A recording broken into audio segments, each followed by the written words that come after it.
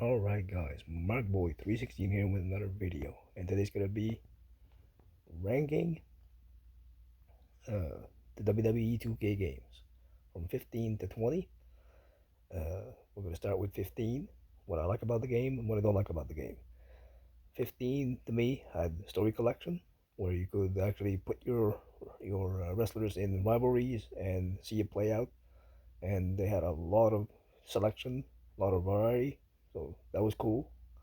And they had the draft. So those were two things that were looking up. They had a lot of showcase storylines.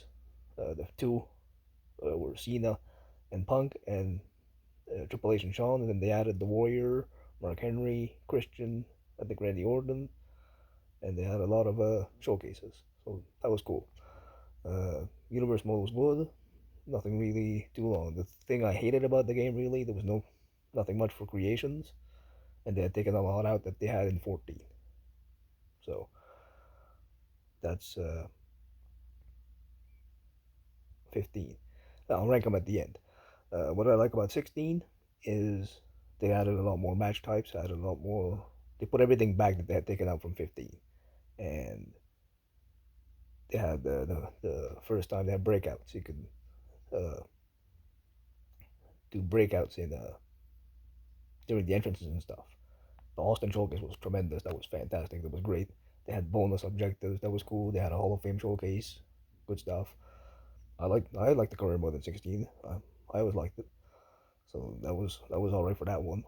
It was still one of my favorites. 17, I think, was kind of a step down in gameplay. It wasn't as good as 16, but they did add some new features. Like they made ladder matches a little different.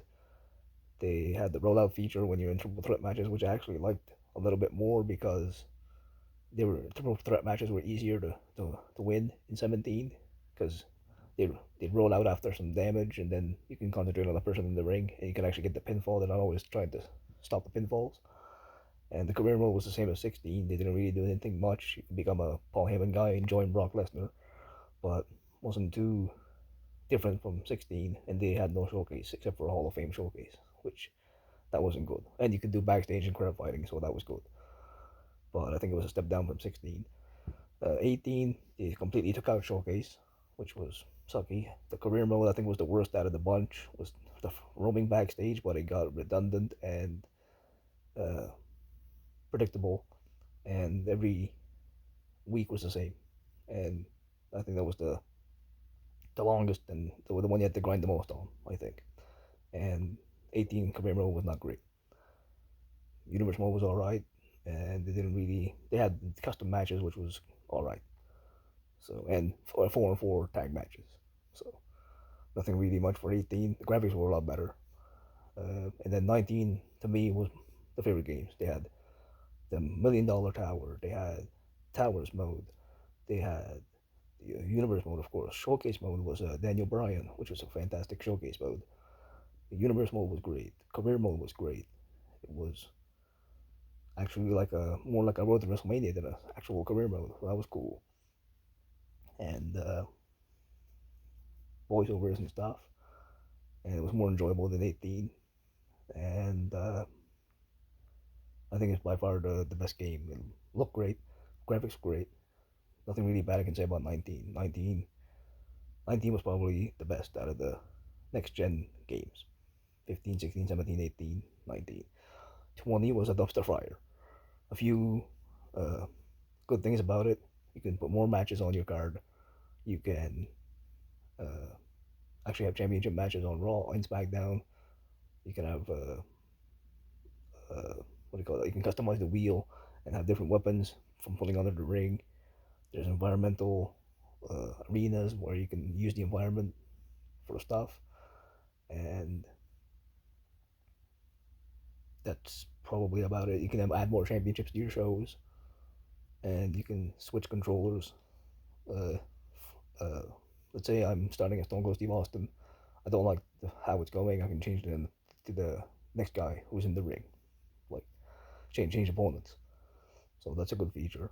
And you can manually pick who you want to win the match. That's cool. And yeah, just a few different features, but the game was still broken to this day. To this day. since it came out, and not good. At least they still have the servers on. They can still download stuff from the community creations and stuff. But they had to add championship, create a championship in, which should already have been in the game. Like they took out a lot of stuff that they shouldn't have.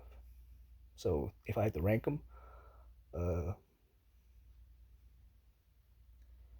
number 6, the last one, the worst one would be 20. Then I'd go 17. Then I'd go 15, 16, 18, and 19. That's the best one. Actually, I'll take that back. I'm gonna go the worst one, 15.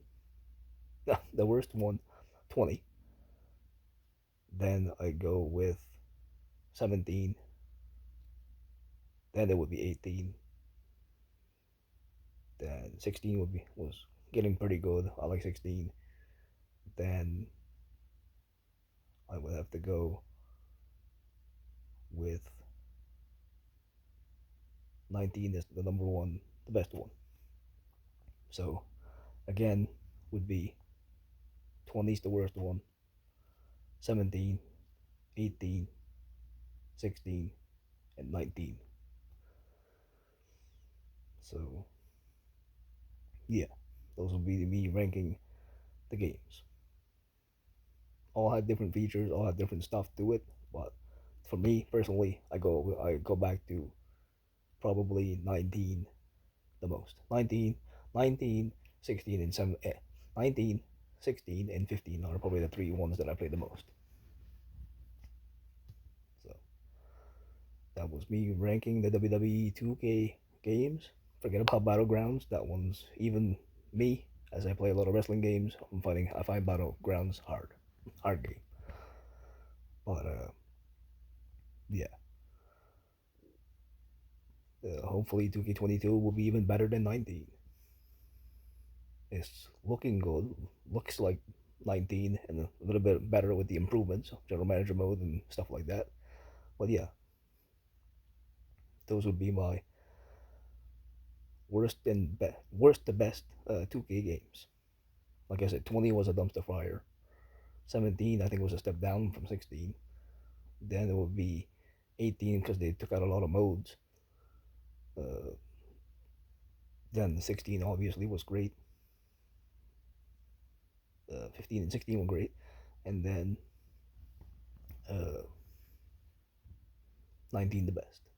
But yeah, well, thank you guys for joining me, and I'll catch you guys in the next one.